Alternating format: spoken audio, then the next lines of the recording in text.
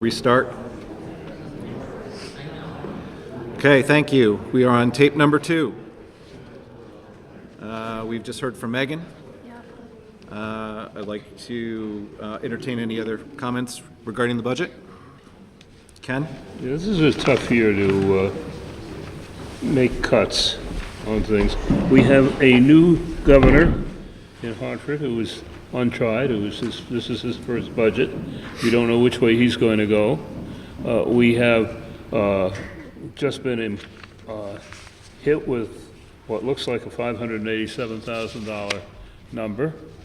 We have all, one after another on this board, praised the Board of Education and the Board of Selectmen for the wonderful job they've done in controlling and containing costs. We do, I think, have an overall, to say that we have a responsibility for the taxpayers is to imply almost that the other boards do not, and of course they do, and they're on the firing line all the time with what people want, whether it is a $10,000 volunteer contribution in art education, or looking down the barrel of a $17,000 increase in legal, and saying, this is what we're fighting for, it's what we have.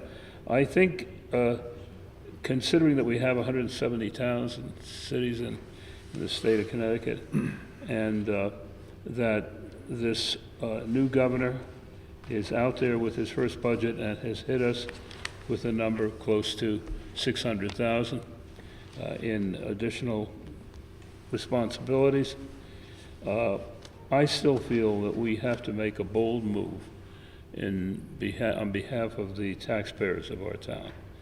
And we've asked them for a lot, and they've indicated their support. I'd like to see the town come down to 362, and the schools come down to 177, and that means a reduction of 125,000 from the Board of Education and 75,000 from the town. And if we could do that and be comfortable with it, I think we are taking a gamble here, whether the governor will be compromised by 50%. And I think at this point it's a decent gamble. And that would have the effect of bringing the mill rate down below to 1.92, I believe. Is that the number?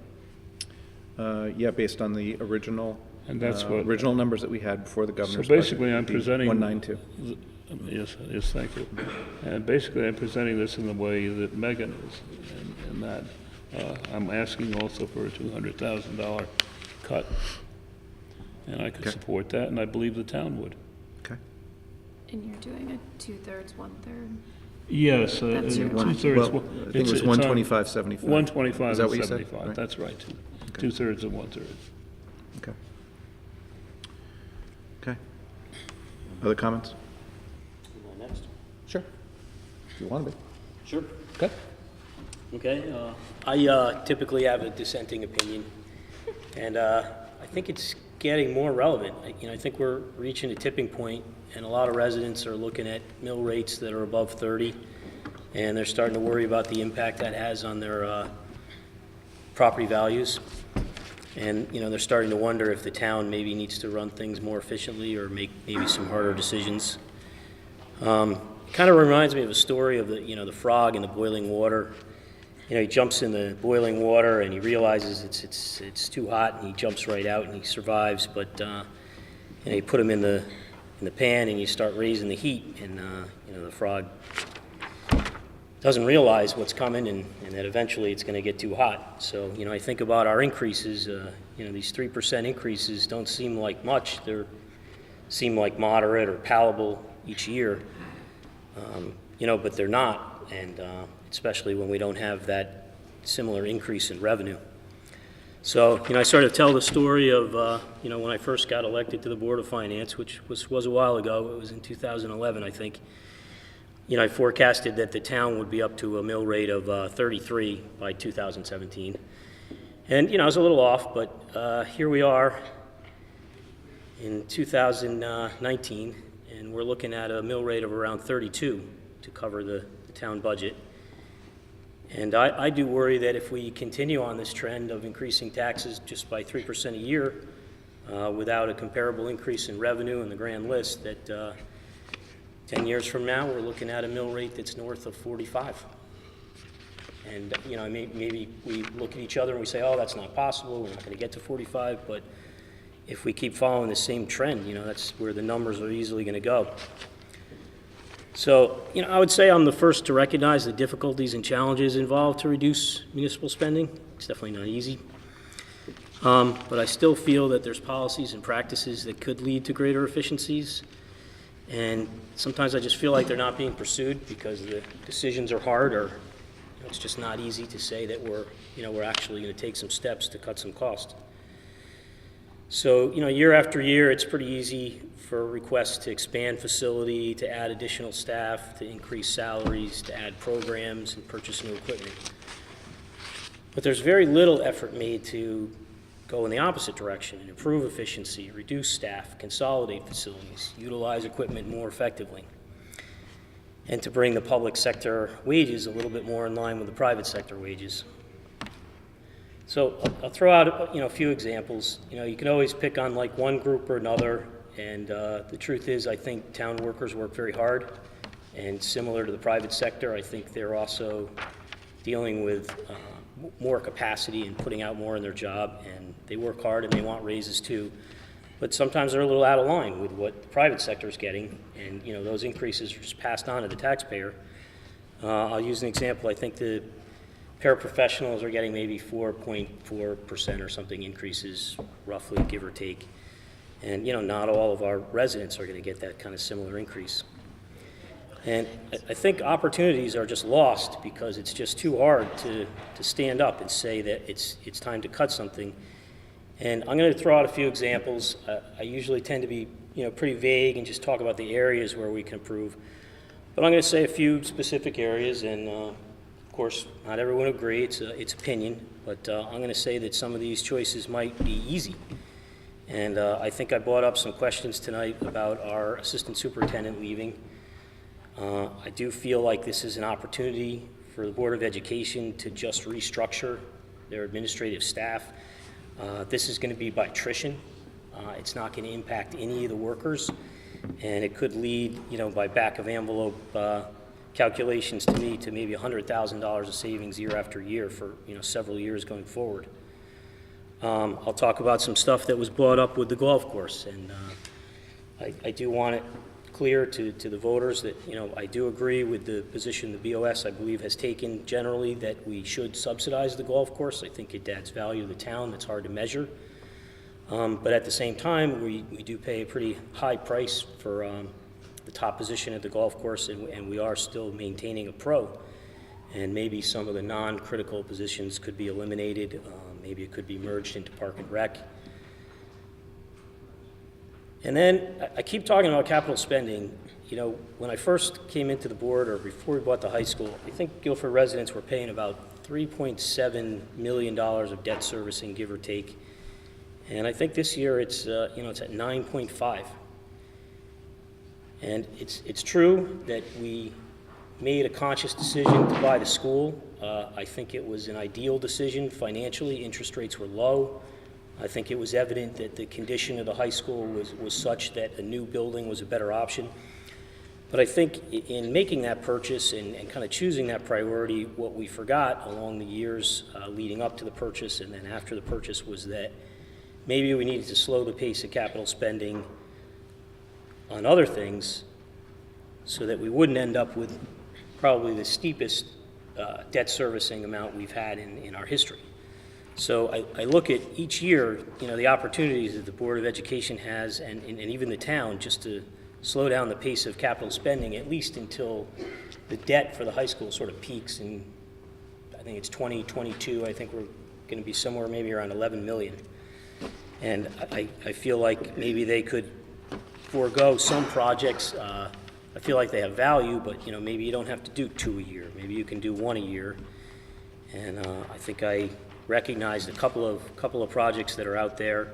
The school is going to do a very needed HVAC project at one of the schools, but they're also going to do a project to do the windows at another school, and maybe they could just push one project off to the next year. Board of Selectmen, I'll pick a little bit on the Wash Bay project. It's a pretty sizable project, $850,000 price tag. Don't really know how much it's going to cost to run it. Those will be costs that repeat each year. And, it might be time to just take a step back and say, is that really financially effective for the town? Should we be putting that off? Should we be slowing down the pace of capital spending? I also think that this has gone on for several years. I think the report that I referred to has just got some dust on it at this point, but there was a task force put together that identified some efficiencies. And while I understand the town's need for IT services to be improved, it would be, I think, a much better structuring process, a much better decision to restructure the IT area so that it's combined for the school and the town. I think that that's where the real savings are, and I think that we could get more bang for our buck from the different people who are working very hard in the IT area for the town and the school. I also have felt year after year, as we discussed a little bit tonight, that there's opportunities to pay operating expenses and reduce the tax burden on the residents by using some funds when it's appropriate. And I feel that they're, overly funded or completely funded, which is, of course, a difficult question to answer when they are overfunded and when they're not. And I'll use some examples. The rainy day fund, which we have used a little bit of money for some programs last year. That's a very difficult situation. The town needs a rainy day fund. It helps our bond rating, and of course it's there for when there is an emergency and it is raining. I believe if that fund was at 10%, that any excess over 10% should probably be refunded to the taxpayers. I've talked about the land acquisition fund. I think in some years, cell phone revenue flowing into the account has been as high as $175,000. And I know recently, before it was tapped into, it had a balance in excess of $1 million. I've put out the example that some money that's flowing into this fund could be used to pay for land acquisition costs that we're still paying in terms of debt servicing for certain land acquisitions we've made in the past. I'm also a big fan of regionalization, especially when we've got the equipment and the manpower, and we realize that we can save money for the taxpayer by getting other municipalities to share in the cost of that equipment. Some of the examples that came up were the Board of Education and their adult education program. I think it came up as an example that if we do go forward with a Wash Bay, that we'll be hopefully looking to partner with other towns. And I think there was a little bit of discussion during the public hearings about perhaps regionalizing animal control. So, I look at all these opportunities, and I just feel like they're not pursued to the fullest extent, and that's what year after year gives me pause in supporting the budget. My recommendation would probably be that we try to at least have a 1% decrease across the board, and really just ask every area and every department to try and save 1 penny on every dollar. That's it. Okay. Thank you. Others?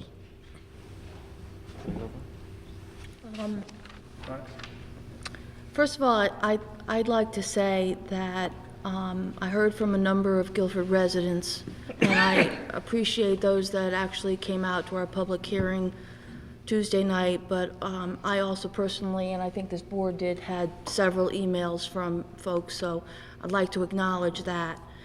I'd also like to take a moment to acknowledge the fact that the way today is, the tone of government has gotten so mean-spirited.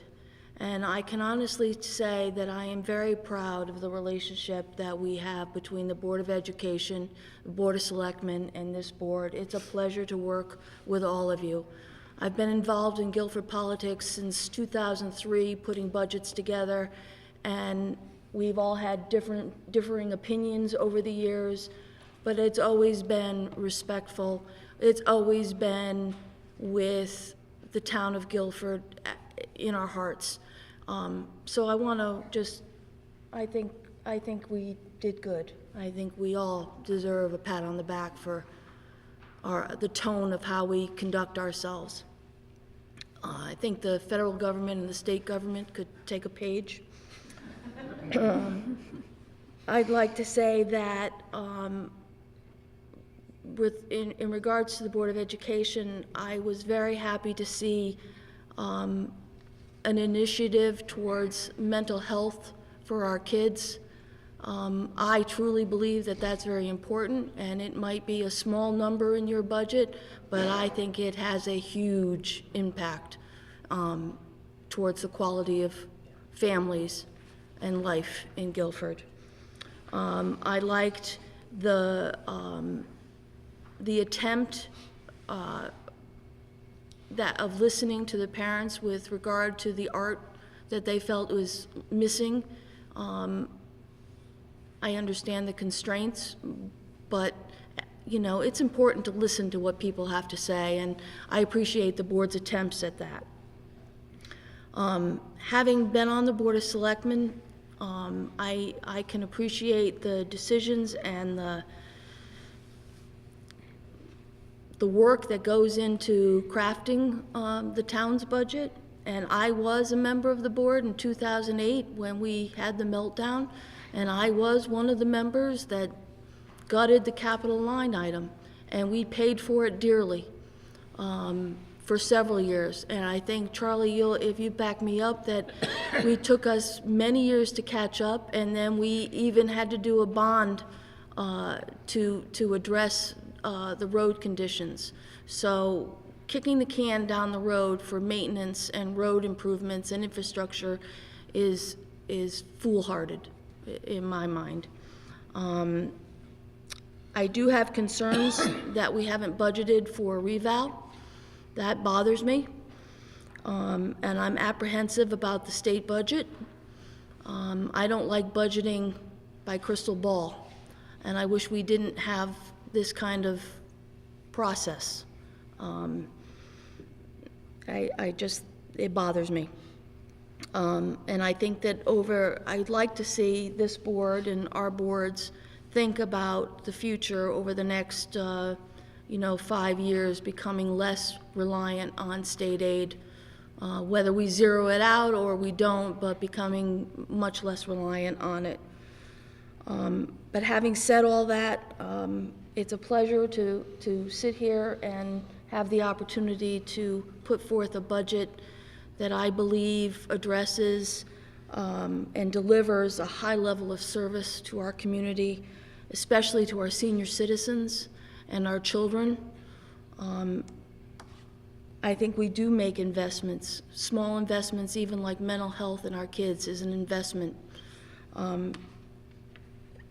So I think a $200,000 cut is appropriate, and those are my thoughts.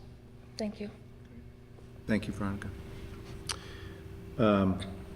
I asked Jeff if you wanted to go next, but we do, you may have noticed, we have a member who is not here this evening, Ken McKenzie.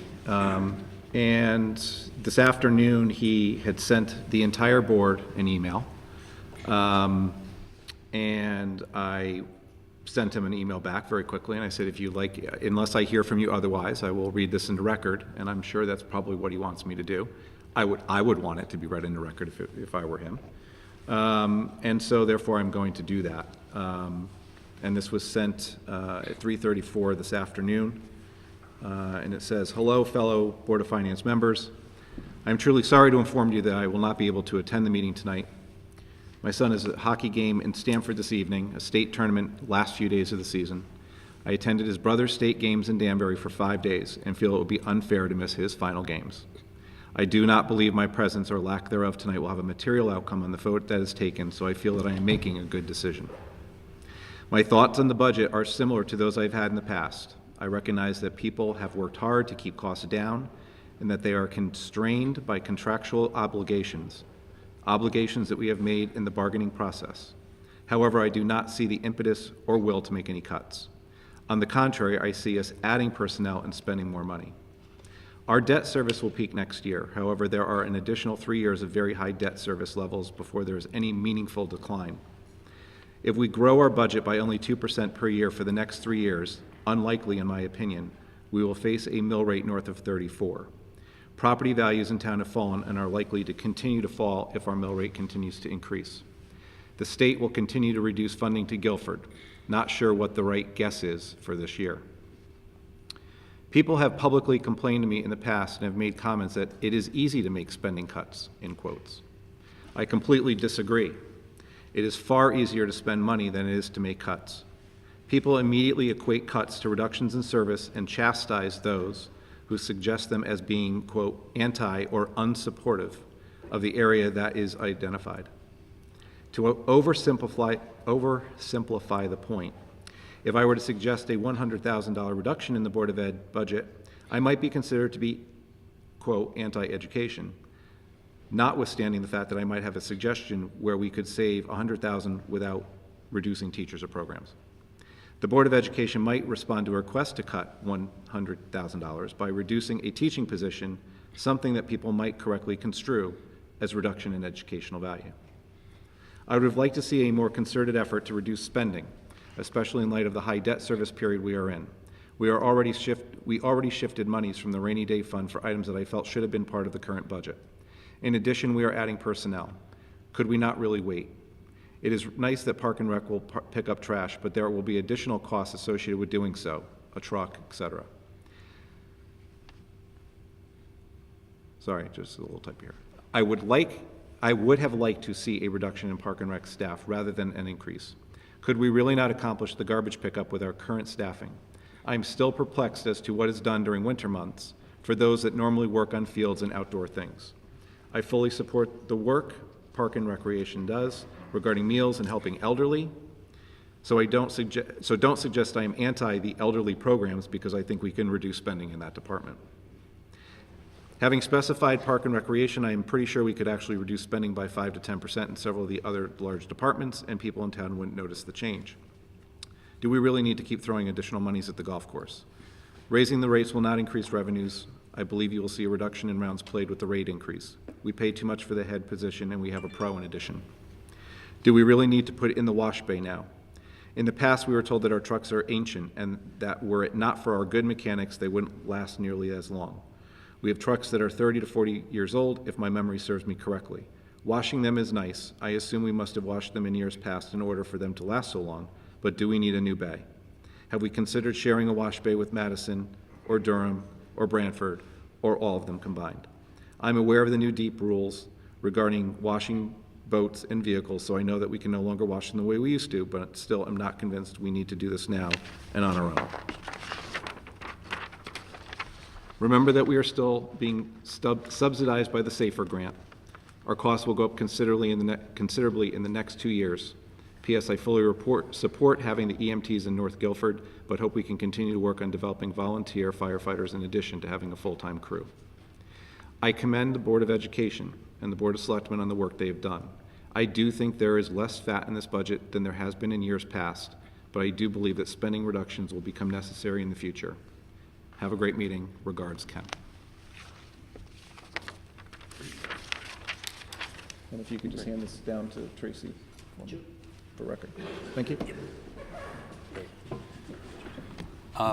I'd like to comment on the budgets. I think both the Board of Education and the Board of Selectmen presented very well thought out, very lean budgets. On the Board of Ed side, I was encouraged to see the line item for the special education spending or tuition increased.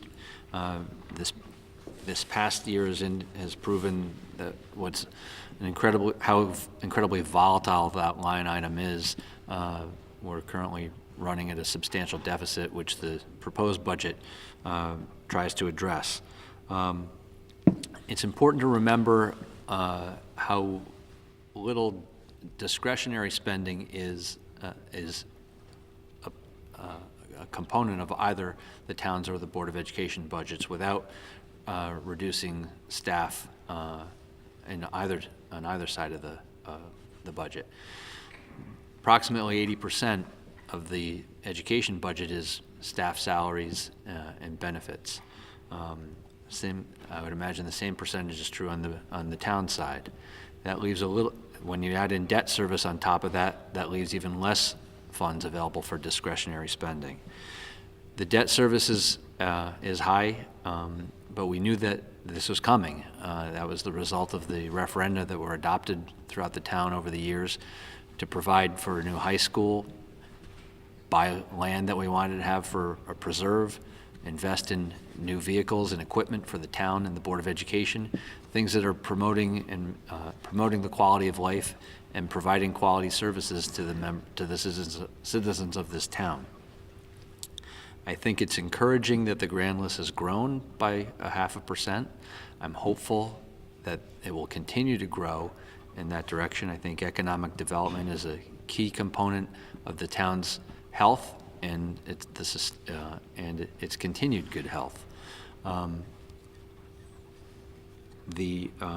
think both the Board of Education and the Board of Selectmen, and importantly, the department heads within the schools and throughout the various town agencies are incredibly creative in terms of how they hire a man and operate within the budgets that they've been tasked to live within.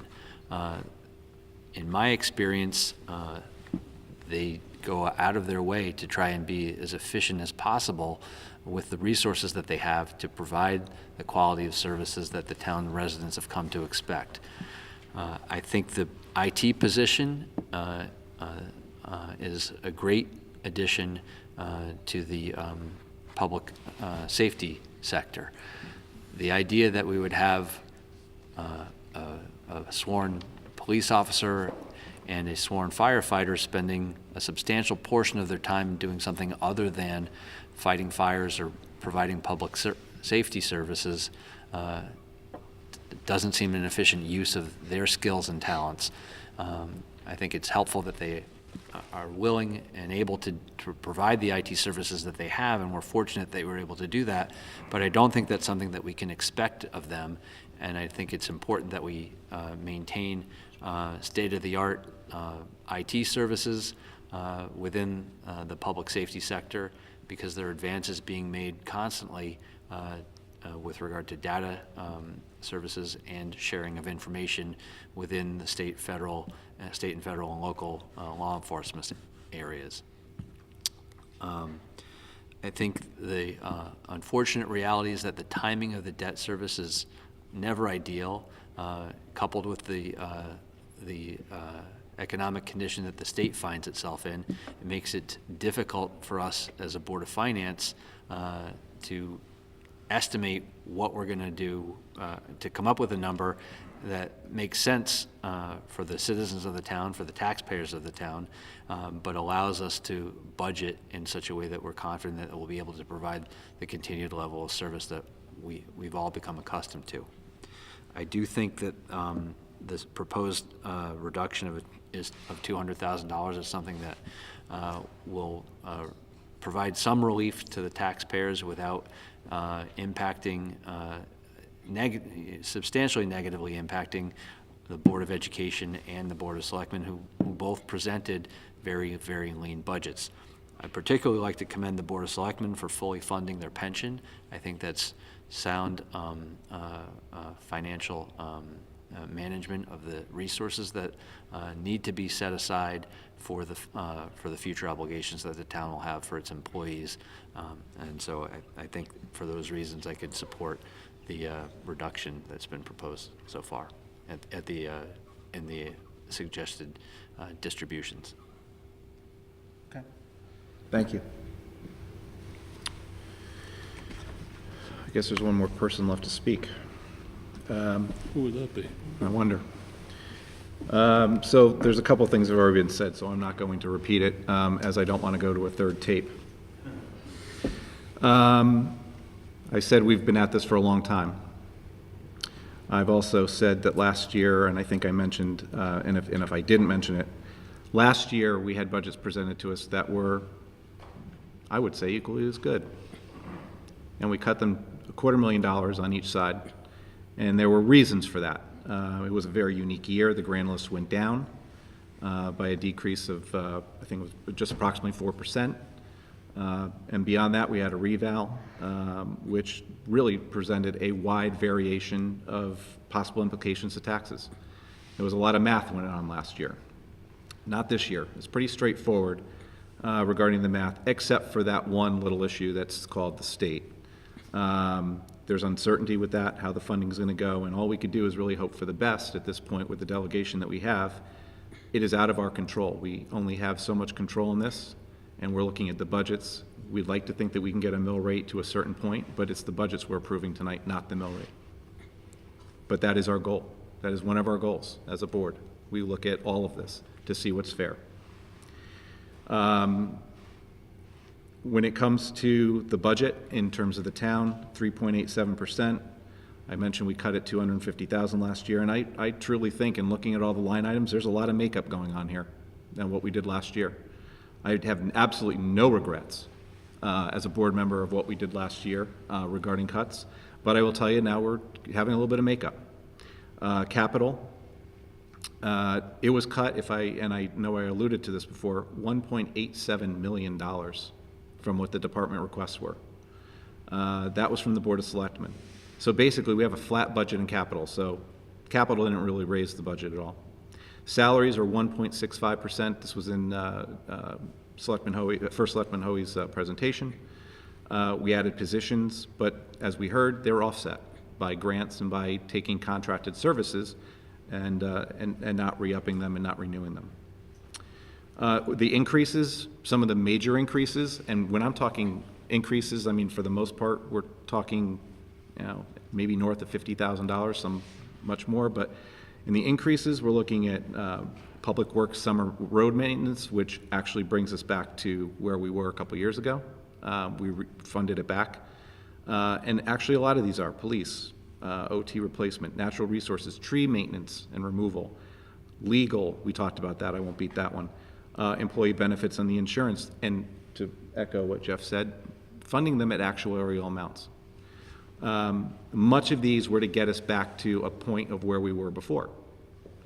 Board of Education, I really can't say much more about it. When I heard it came in initially under 2, I was incredibly impressed with that. And by the way, we also cut them, and they didn't really make up as much. They still found efficiencies. And by the way, this is the fourth consecutive year that they've come in under 2% on their budget. Salaries and tuition are the 1.53 million, and I mentioned this in my questions, is that the reductions really are $350,000 everywhere else. Otherwise, we'd have a budget north of 2.5% from the Board of Education. They came in under 2, so there was cutting going on. And the debt, we've already beat that one a little bit, 12%, and a good portion of that, regardless of what the breakdown is on the numbers, is attributable to the high school, and we've mentioned that a couple of different times.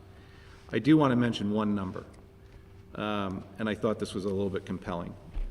We have advantages with the grand list, and we have advantages this year with the interest income going up more, and those two items have helped us a lot. But before the governor's budget, if we did not have the high school and we just had flat funding on our bonding, we would have a mill rate of just north of 1%. That would be our mill rate. Now, I personally don't think it's really practical to have a 0% tax increase. You can't do that without major, major cuts. I'm ad-libbing a little bit now because, honestly, I can at this point. But I will tell you, 1.03 for a mill rate without the high school, based on the revenue projections we had before the governor came out, I think is incredibly well done by the Board of Education and the Board of Selectmen. We're taking possible action on these budgets. It looks like we might be getting there. But most in the end want to know what the effect on taxes are. We have talked about this, where we are with both the governor's budget and prior to that, and somewhere in between a number of, let's say with these cuts, 1.92 and 2.95. No, actually not 2.9, so I think it's 2.72. Somewhere in between there will be the mill rate increase. And I think these budgets definitely reflect a number where we wanted to be. and we have no control at this point, and we'll see how it pans out, but I think we're in very good shape. These are, as I said, incredibly well thought out budgets. I want you to think for a second that these are budgets that address a school system that is 4th ranked in the state. I don't know how else you do it with these budgets. A town we are proud to live in with stellar services, which First Selectman Hoey mentioned, ad nauseum almost, of all the different things that are going on in this town. And it's the envy of many communities. And a state-of-the-art high school, it's a flagship facility that benefits not just the students in Guilford, but the entire community. And just to mention, I do hear what Jonathan was saying about the spike in the debt service.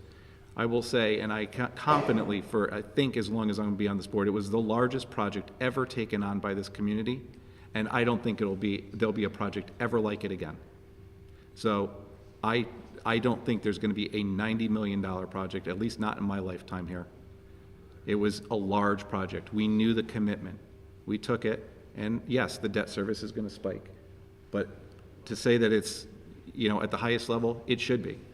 And it's going to drop, and it should. And we're not going to have any projects like that at all in the foreseeable future. I could almost guarantee that.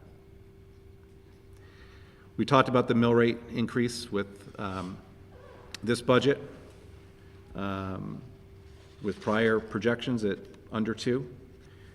We need to be mindful of the governor's proposed budget. It's been brought to our attention numerous times, and we're aware of that. I echo what I've heard from our board, that it's a new time. There's a new governor. There's new legislators. There's challenges with the state that don't seem to be going away that need to be addressed. I don't think we're going to be as fortunate as we were 2 years ago, despite the fact that we've had Superman and now hopefully Superwoman up at, for delegation. They've been doing an incredibly good job of eliminating and mitigating what we have had to go against. So I would say that, we probably should be careful about where the governor's budget is, but rather than go into numbers in the mill rate, I think where we were headed is incredibly appropriate for what I think that this community can support. I too am in favor of not cutting much, if any, but I do agree that there is probably a little bit we can do, and I wouldn't want to go too deep. I think 200,000 and what my colleagues have indicated, going at a 125-75 split, I think is fair. And I truly believe that it's fair, it's equitable, it's prudent, it's responsible. That's why we're here, is looking at these budgets and the responsibility of them and how they were crafted. And I think this is what the Guilford community can get behind. Hence, my statements are finished. As I've been listening to everybody, I've been writing down what I guess I would put together as a motion. It seems like we're somewhere in the well, let me put it this way. Anybody else have any other comments? Okay. Sounds like we are able to take some action on the proposed budget. So I've double-checked my numbers. I know there's people in the audience that will be doing the same thing. No. As I look at Mary Jane almost all the time. So I would, and by the way, after this motion, I also do want to make sure that we indicate that there's also a couple of bonding numbers or amounts that we need to also approve tonight, that now that we have our final numbers on that, that will go to bond council for the crafting of those resolutions. So I would like to make a motion to approve a proposed combined fiscal year 2019-2020 budget of $30,532,971, which includes a $75,000 cut to the. Hold it. No, we're good. I wrote it opposite than I was supposed to. We're good. 75. 30,000, we're good. The numbers I just said, which includes a $75,000 cut to the town operating budget.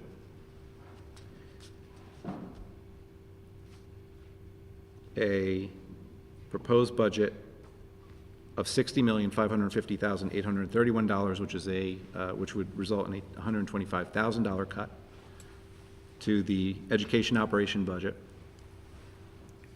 and no change in the debt service budget of $9,516,344 for a total amount of a proposed budget of $100,600,146. And I am putting that in the form of a motion. I'll second. Second? Can I ask a question? Are Dis- we accounting discussion. for the ECS money? We've basically, when it comes to the ECS money and all of that, that's what will eventually affect the mill rate. Right now, we're just focused on the budget approval. Got it. And then, Yep. yeah, and hopefully and again, as part of the discussion on this, hopefully we will have even better information, as I think we've heard over and over again, the information that we get on revenues. You know, the budget's going to be set, it's going to go to the voters, but the revenue is going to possibly fluctuate quite a bit. And hopefully we'll have a lot better information when we get to the mid-April point where we're setting the mill rate. So thank you for that, because I think it's important to know. No, I think it's good. Any further discussion? I'll just comment that I never met a budget decrease that I didn't like, but I wish we could go a little further. Fair enough. Thank you. Anything else? All in favor? Aye. Aye. Opposed? Abstentions? Okay, Passed unanimously. I believe so. Was that unanimous vote? I now would like to go over the numbers for, or present motions to the Board of Finance regarding our bonded projects. Yes. Yes, please. I believe Megan asked you about what you're going to do on the revenue side. We do need to have a revenue number for us to present in the budget documentation. So you are going to have to make a decision on what you do on the revenue side this evening. Either you are accepting the numbers that we gave to you in the presentation on the 14th of February, or actually this morning, the revised as of this morning, or accommodate some kind of cuts in anticipation of the legislature and the governor doing something. So we do need a revenue number. Okay. We could, and it's okay to vote on that separately? Yes. Okay, that's fine, right? Okay. Yeah, you just wanna make you sure I just didn't have voted on the to spending read- package. So, regarding the revenue package, at least, let me frame this as far as, we've heard, it could be anywhere between where we thought we were gonna be before February 20th and 100% of what the governor's proposed. In looking at this, I would like to make a recommendation, that regarding the, I don't think we're gonna be as fortunate regarding the revenue number and the cuts. I think they're going to be somewhat realized. I think that pension, we should incorporate that in to our revenue. That would need to be a payment. That I believe would actually be an expenditure offset. Are you talking about teacher retirement? Teacher retirement, yes, teacher retirement contribution. And that would be the full amount that's been proposed by the governor of 166,052. And I think that on the ECS, from what I've heard from a lot of different factions, whether it's our delegation, whether it's articles, news, TV, I've read quite a few pieces that say that it probably won't be 100% at ECS. They're not going to cut. They're not going to have a pension or teacher's contribution, and do the complete EMS revenue cut, or EMS. Sorry, ECS. I was reading the wrong line here. So that being the case, I would probably recommend 50%, and at least conservatively estimate that the ECS would be 50% realized of what the governor is proposing to cut. Again, I think that being conservative on the revenue numbers would be prudent at this point. It could be anywhere between 0 and 100, 100% of what's realized, but I think we'd be better off to be around the 2/3 mark on what the cut will be from the governor. So, Half would be 394. so so half of the governor's budget of the ECS cut would be, I believe, about $294,000 of the 587 that is being proposed by the governor. And I would say that we should completely include the 166, because I think, again, some of the members of this board have said if it's not, and actually, we've been hearing it, if not this year, we better start incorporating it in future years. So, that being said, I would, now as far as the motion on this, it would be the motion to, the amount to be raised by taxes, right? That's at the, At this point, I think your anticipation is that the state will give us $470,000 less than we had projected in our presentation to you. that would be the case, 470.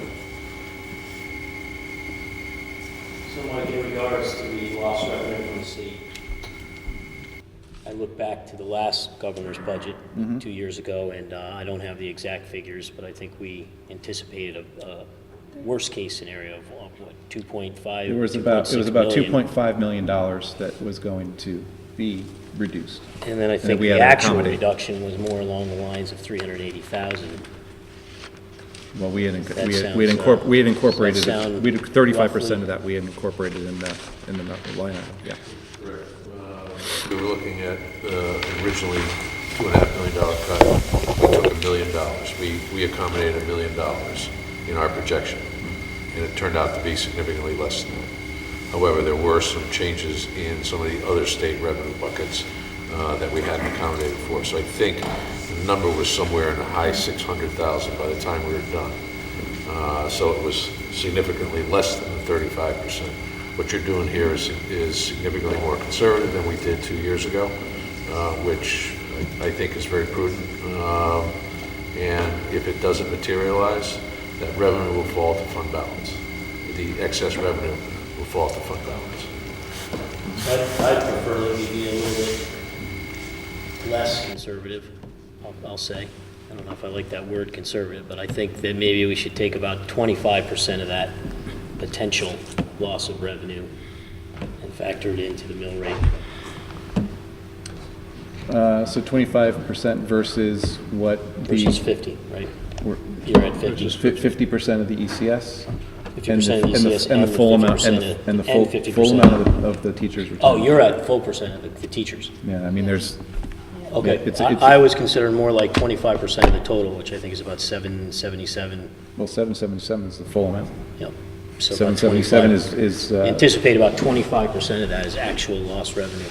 okay. And this is, I think Veronica put it pretty elegantly, crystal ball. Rest board? Go ahead. No, so to clarify, are you saying 25 from the teacher's pension and 25 from ECS? Yeah, So, as what we think will actually be the revenue loss. And admittedly, it's a prediction, it's crystal ball material. But kind of looking at what happened last go around, Yeah, I don't think we're gonna be that fortunate. on the pension? Right, on the cuts. Yeah, and that's where I am. I think there's a lot of challenges right now that it's, when you're talking about 777, as opposed to 2.5 million, with a lot of new faces up there, I think that it'd be an issue. I mean, I know we're just guessing, but if I had to guess based off of the teacher's retirement pension and the cities are all on board because they have a cap of 5%, I don't think that we're getting out of paying that full amount. The teacher's pension? Yeah.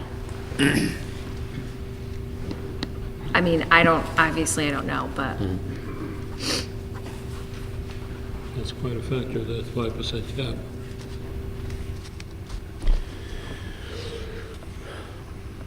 What's the number again on, that you had mentioned on the 50% of the ECS? 4.7. 50% of the ECS and 100% of the teacher's pension is roughly 470. With Jonathan's proposal of 25% from both, you'd be looking at 188.5. 25% from the ECS and 100% of teacher's pension would put you at about 313.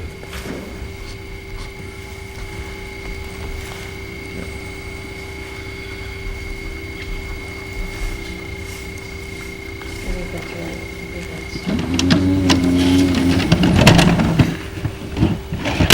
I would, now, all along, I've preferred to be around at the 470 number. Again, that's my opinion on this.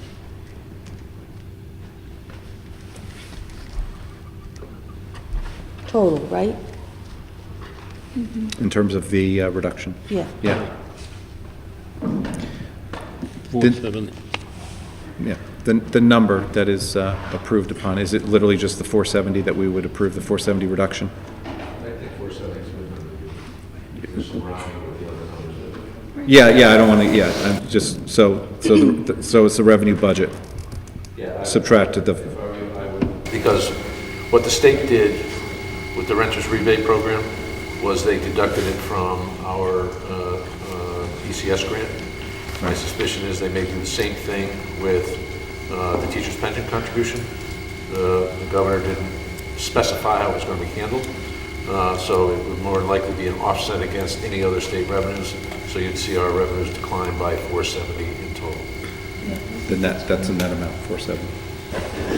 And so that may be, we pay the, if we don't pay the pension, we're getting hit we're getting hit somewhere.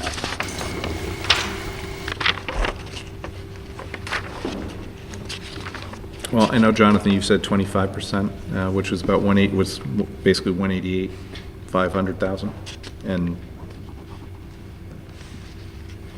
so it's just a matter of conservativeness. It's just a matter of numbers at this point and what we believe is going to come out of the budget. So at this point, I would have to entertain, I could just entertain a motion that, We reduce the revenue by 470,000. 470,000? yeah, yeah. Not 470, sorry. I make a motion that we reduce the revenue line item by 460,000 in anticipation of state cuts. I'll second it. Motion, second. Further discussion? It seems to me that, I mean, my feeling is that I don't want to say we dodged a bullet, but it was an unexpected result the last time, and I don't think we can count on that type of result this go-round. So I'd rather err on the side of caution to make sure we've budgeted it accordingly so that we've got the money to cover our expenses. So I'd be in support of the 460 figure. Okay. Okay. Other questions? All in favor? Aye. Opposed? Okay. Bonding. All right. Thank you. You're welcome. Bonding. Let's see. Board of Education.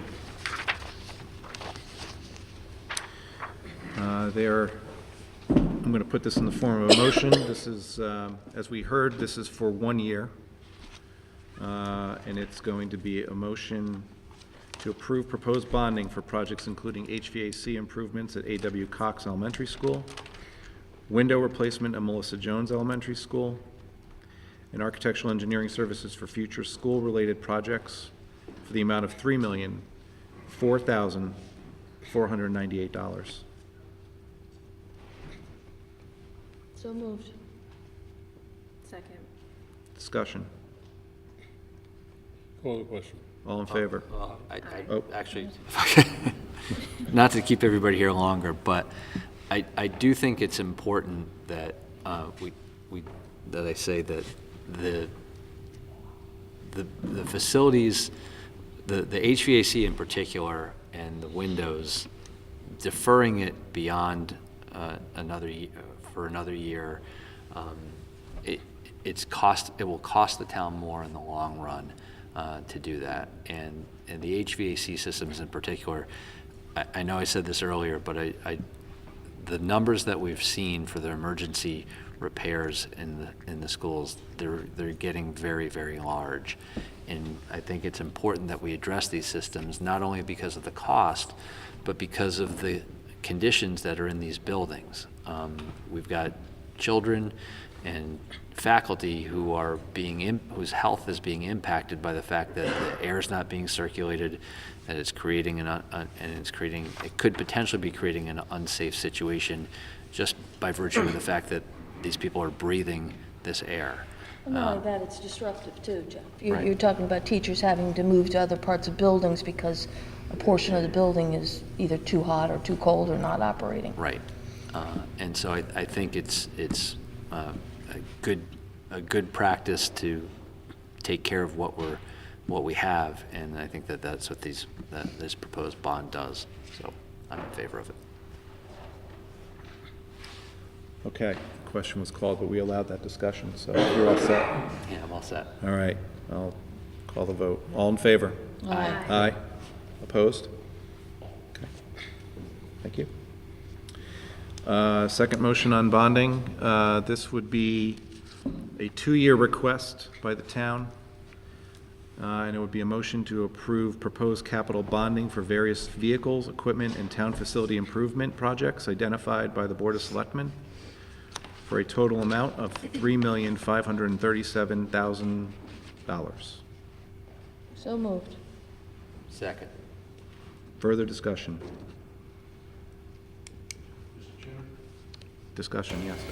Just one note, with the Public Works dump trucks, I have challenged the Public Works Commission to weigh in on that. These have been identified as a need. I've asked them to see if any of these could be extended beyond the 2-year cycle, not necessarily brought within that 2-year cycle. So they are meeting next week to make that determination or to have that discussion. But this did come to us as a request for need, and we will eventually have to buy these trucks.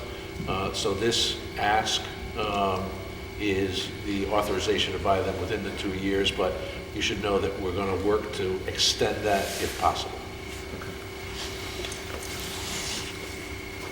But so this would be the maximum amount, so there could be a reduction then, possibly, in that amount. We just might not spend it. Yeah. It's just Within the time. authorized but not spent. Eventually, we will buy trucks. Yeah, okay. Anything further? All in favor? Aye. Opposed? Okay. All right, have we taken possible action on everything we could take possible action on? All right. Well, not yet. Can't go home yet. I'd like to go to item number 3, public forum. Come on up.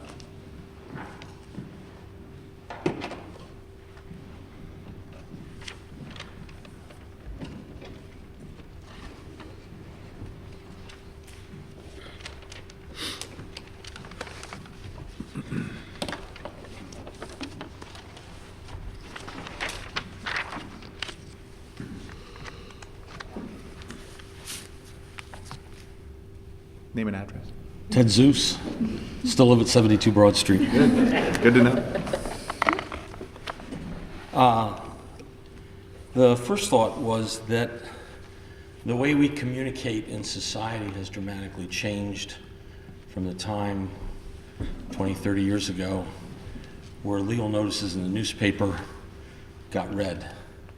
And I'm encouraging the Board of Finance and also the town to notify people of the upcoming referendum in a way that they're actually aware of what it is.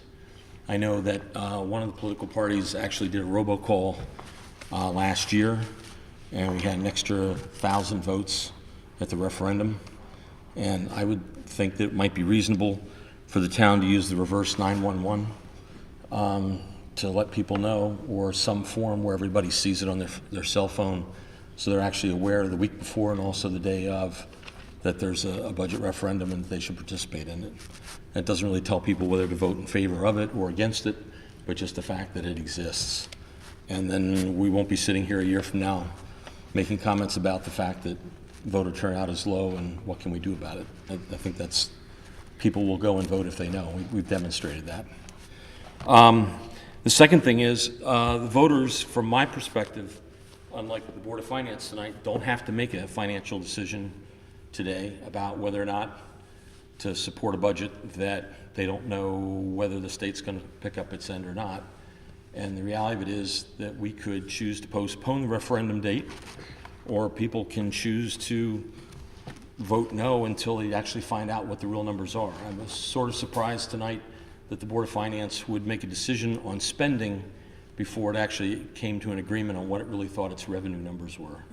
And I would have thought you would have dealt with that issue in reverse and agreed on what you really thought your resources were before you decided how much to spend. That's just a process question there.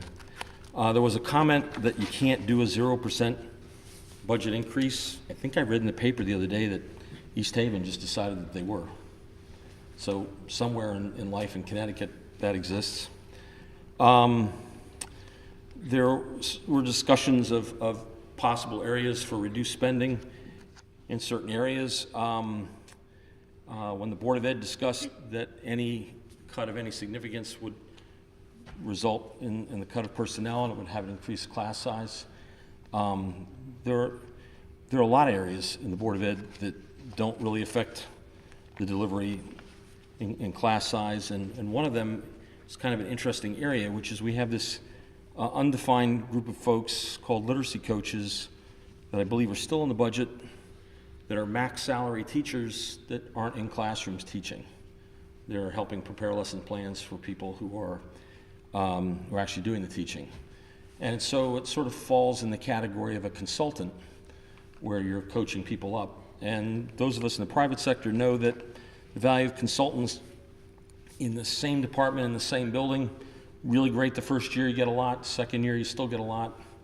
You've been there 4 or 5 years, your return on investment in year 4 and 5 isn't what it is. I don't know whether the school could rotate them between schools or we go every other year or how we might do that. But right now, I think that's about $1.5 million line item in the budget that doesn't really affect class size. And it's an interesting accounting trick because since they don't teach, but we still have them as full-size teachers, we don't show them as administrators. And in fact, I think you could argue that 80 or 90% of the function is really an administrative one because that's what goes on. The other thought I had is on the legal line item. Having served on the Board of Assessment Appeals, know what some of the legal bills are that are associated with that and some of the other conflicts the town has. I think that we should reduce the legal budget, not increase it, because I think one of the things about the law profession is they view a town as an invoicing opportunity. And the more money we put there, the more hours the lawyers are going to work, and the less incentive there is for them to actually resolve and get a settlement more quickly. And I think that I would rather have faster settlements and pay the lawyers less. And as long as they know they can invoice forever, and we're going to keep paying it, then things are going to go on and on and on. And I think we've witnessed some of those kinds of confrontations that we can't resolve that should happen more quickly. The other thing is, I agree with some of the people on the Board of Finance that we're going to own the teachers' pensions sooner than later. And I think that it would be a useful practice before we're at this point again next year to really have somebody look at what a budget looks like where we don't get state aid, and how does our school system look different, and what does that either allow us to do or not do. So when we're at this point next year and the amount of money that we're going to get from the state is even less, it might actually be an easy decision to thank the state for all their contributions to date, and it may allow us to have even a better school system that more meets the needs of our community without having to jump through all the state's hoops in order to get the very little money that they offer us. And so, you know, we want to make informed decisions, and if you don't have that information, you can't really make that informed decision. So we really ought to see what a school system looks like that doesn't take state aid and see if that would be better for us. The other point I wanted to make, we have had a grand list reduction of approximately 18% since 2008. The people who it's had the most dramatic impact in our community are the people who have the least amount of money, the people who live in the smallest houses. Where the real estate values have plummeted are on the waterfront, post the 2 hurricanes that we've had. Some waterfront real estate values have declined by as much as 50%.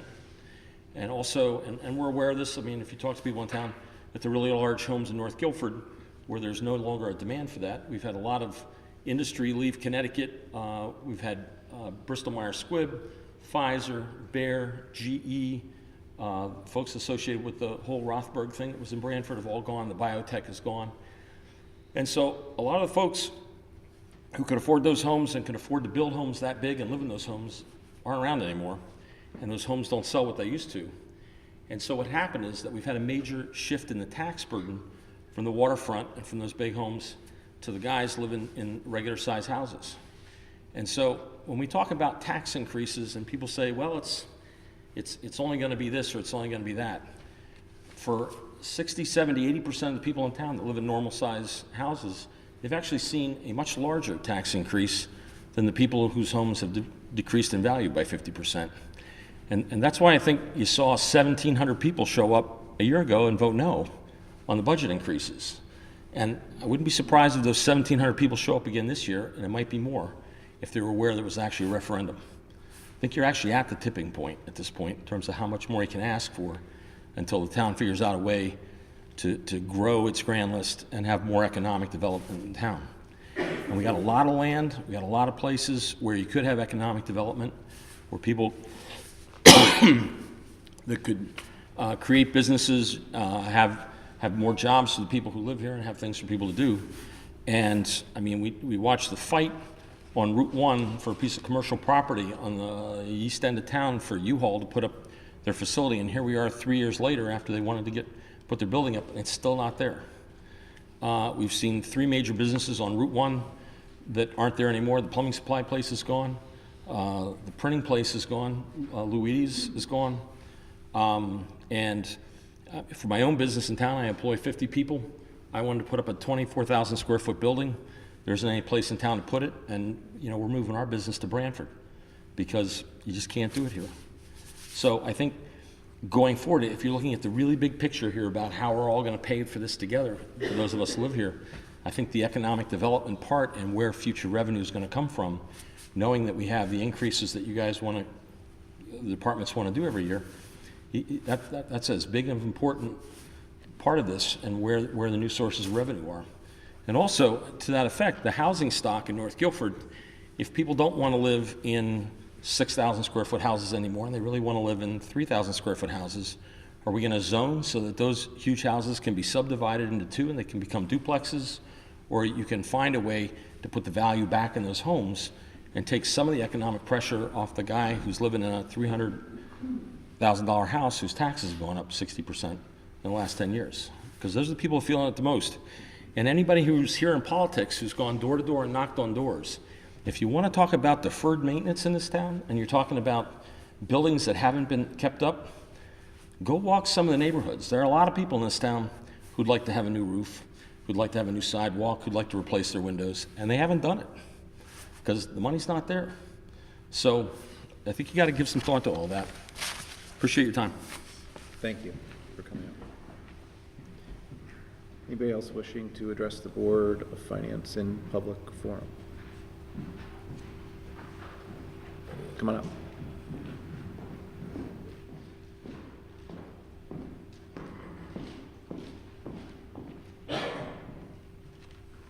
Hi, I'm Jamie Mickley. I still live at 301 Willow, and I'm back. My thoughts aren't going to be as good as Ted's because he's a pretty quick thinker, and I applaud him for his thoughts. But what I do want to say is I don't expect 0%. I really don't. I expect reasonable budgets, and I was one of the people in town that really did fight for the high school. And so I feel like I also need to continue to say, yes, I will support it. And I know there's other people in town that are like me. So it's not all about the high school.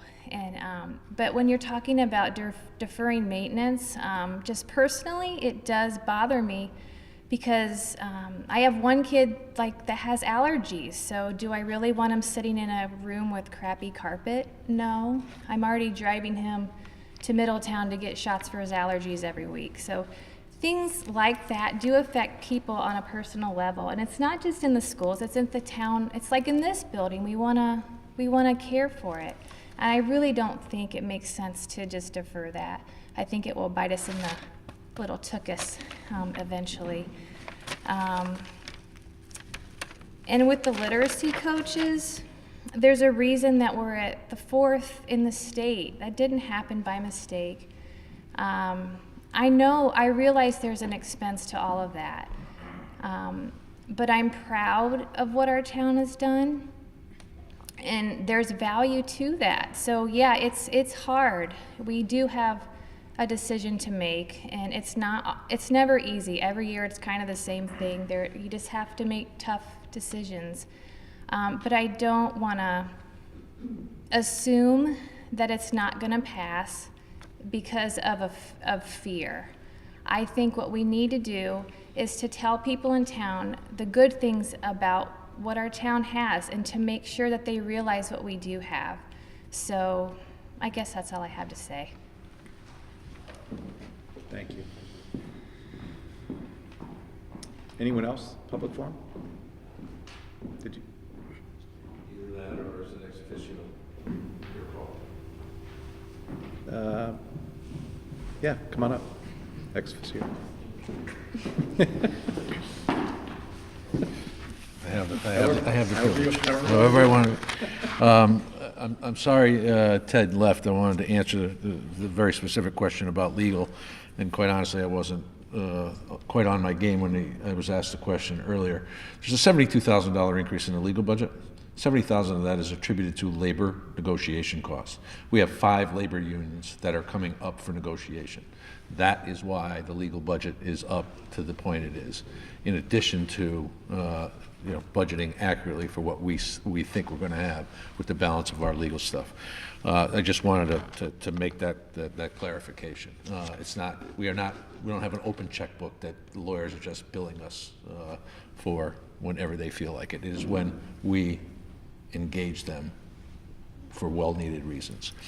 The other thing I wanted to bring to everyone's attention, for those who don't know, the typical voting hours for referendums over the past few years has been 7 a.m. to 8 p.m. This is the fun part of the job. I'm changing that. It's now going to be 6 a.m. to 8 p.m. Because there's a portion of our community that commutes and it's difficult for them to get there. So that change will be made. The other thing that I'm looking at, and I'm working with legal counsel, is around absentee ballots. This community, this town, has issued absentee ballots starting the day after the annual budget meeting, which doesn't give people the opportunity to do the typical mailing of absentee ballots. Because the language on the ballot says the approval, yes or no, of the budget presented by the Board of Finance or reduced at the annual budget meeting, the jailhouse lawyer in me says, why do we have to wait until after that meeting to allow absentee budgets to go out? So it's my contention that we can do the absentee ballots in advance of that to give more people the opportunity to participate and make it easier for people to vote. So I just wanted to make sure that the community knew that those changes are, well, one of those changes is going to happen because I have the authority to do so, and the second one I am hoping to accomplish and get that out relatively soon. Thank you. Thank you. Anyone else? Okay. We're not quite through the second tape, but I'm going to wrap up. First off, I hope you all will allow me to, on behalf of the board, I want to thank the people who came out from the public who spoke. Very much appreciate that. Input is always welcome here. We love to have guests and company at our meetings. and we have quite a few, at least on the people that are responsible for crafting these budgets. Again, on behalf of the board, I know a lot of work went into these town and education budgets. Tough decisions were made. We had our turn tonight, and it's not over yet. You know, we still have some decisions to make as time goes on, but we are very confident, I believe, most of us, on what has transpired this evening. So, and I also want to thank my colleagues. I want to echo what Veronica said. We have, I honestly believe we have three of the best board relationships that in the state of Connecticut. You know, there might be election days, but boy, when it comes down to making decisions, we do really well coming to consensus. Even if we're not all there, it's fine. We have good discussion. And I think we all appreciate that, and we don't do it in a way that there's animosity, and we're very fair to each other. So I appreciate that. So with that, anybody else have any comments? And if not, I will ask for a motion to adjourn. So moved. Second.